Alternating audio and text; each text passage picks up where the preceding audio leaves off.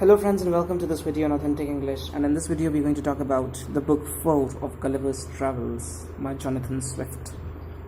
So I could not contain myself from making this video because book 4 has stirred me so much. The book 4 of Gulliver's Travels is known as A Visit to the Land of the Huyunims. What happens is that while Gulliver is on a ship, the other sailors mutiny against him and they throw him on an island and they go away. So he's deserted on an island. What happens is that this island is ruled by horses. Okay, so the Huyunims are the horses, and this island is the land of the Huyunims. What happens here is that these horses, who are known as the Huyunims, are surprisingly very rational creatures. They are very virtuous, very wise. All these horses are living in perfect harmony. They do not lie. They have a great system of government. They do not know anything about corruption. They have a great system of schooling their young ones, and everything there is quite perfect. There is nothing there which is kind of haywire. There are no disagreements among people as well. So this is the land where Gulliver visits. Now what happens is that on this island only exist human-like creatures, and the human-like creatures are disgusting. They are the exact opposite of the Huyunims. While the Huyunims are beautiful horses which are very reasonable, the Yahoos, or the human-like creatures of this island, are extremely disgusting, loathsome, lustful, and they're always fighting. They're very belligerent. They're disgusting. And Gulliver is a human as well. And what happens is that Gulliver is now on this island. So earlier what happens is that these Huyunims mistake Gulliver to be one of the Yahoos. And of course, there is a lot of similarity between a Yahoo and Gulliver, because Yahoos are human-like creatures. But, of course, Gulliver has certain amount of goodness in him. Gulliver is sane, while these Yahoos are completely insane, completely disgusting. So the Yahoos represent all that is bad in the human beings. There is nothing which is good in them, nothing that can give them redemption, nothing that can be said or called virtuous. So the Yahoos are completely disgusting. What happens is that Gulliver cannot help himself from hating the Yahoos. The Yahoos are so disgusting. They eat the flesh of ass, and the flesh is raw. They are always fighting. They are very hairy and very loathsome to look at. And in the book, it's described with a very in great detail, and of course the description is quite gruesome. They feed on excreta, and they're disgusting. They're very lustful, rapacious people. And Gulliver, of course, cannot stop hating the Yahoos because the Yahoos are so bad. The Huyunims ask Gulliver about the humans like him that are found in Europe. And when Gulliver describes those people of Europe, he talks about the corruption in Europe. He talks about how people are always fighting wars. He talks about how the lawyers there are liars, how people are always inventing lies, people are engaged in all sorts of crimes. And what happens is that Gulliver somehow presents a very dismal picture of humankind. You see that, of course, humans have follies in them. Humans have goodness and humans have follies. So it's not like that humans have only one character. Humans can be very good and humans can be very bad. So humans have both this dual character. There is a dichotomy between the goodness and badness of humans.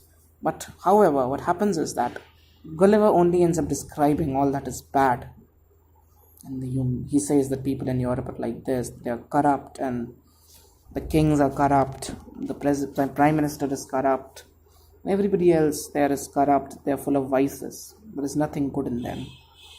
And ultimately, what happens is the people that he describes, that is the people from his own land, he finds that they are very similar to the Yahoos that are found on this island.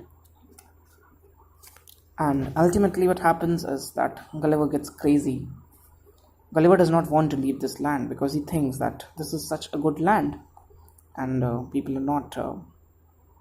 There is no fighting, there is no war. People are not lying because these people they do not even have a word for lying in their language. So this is what happens basically, and then Gulliver does not want to leave this place. Gulliver wants to stay here, but ultimately it is decided that since Gulliver is someone like a Yahoo, he cannot stay in that land. He has to go away. So of course he goes, but then he develops this hatred for humankind, that since humans have all these follies, he cannot stand by them, and he in fact starts hating his own family. He gets kind of crazy. He faints at the sight of human beings. But there is more to know. I mean, there is a contradiction in the Huyunims themselves, that Huyunims completely lack emotion. If you can call that, according to Jonathan Swift, this was an ideal state as was imagined by Plato in his Republic. And there are also shortcomings in the state, that the people are completely emotionless. There is a woman, there is a female Yahoo when his husband died, was at a lunch party the other day.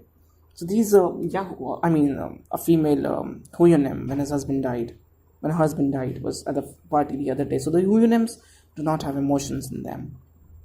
So this is a problem in the Huyunim land.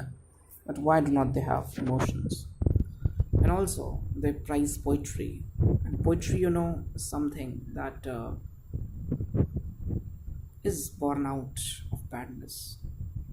So do the Huyunims also have some vices in them which Gulliver could not see? This can be a question to ask. Maybe being emotionless is one of the vices, in fact, or maybe it's a good thing. But ultimately what happens is that Gulliver is only able to see the one-sided nature of human beings, and he ultimately gets crazy. He only sees the badness because he thinks that the humans are also like the Yahoos. There is nothing good in them, and he only sees this bad nature and ultimately starts loathing everyone, including his own family members. So this is what happens in book 4. But there are a lot of points to consider, like what is this? Why? There is an inversion, of course, that the horses, which are animals, are superior to the man. It's like saying that even animals are better than humans. Okay, so you can see that these horses are governing the humans because humans have follies in them. And if the people in Europe have some goodness in them, of course Gulliver is saying that they're using their reason only for achieving bad ends. They're inventing weapons, and they're using weapons at large scale to destroy each other. They're hating. They're using money. They're all running after money, and the institution as such, the human society in general, is all haywire, all corrupt. So Gulliver kind of becomes a misanthrope. Gulliver starts hating human beings in general because of the vices. Towards the end of the book, Gulliver's Travels is often a book that is given to children to read, but book 4 is not something that the children will be able to understand at all because of it's so philosophic and it's so deeply disgusting, moving, and whatever you want to call it.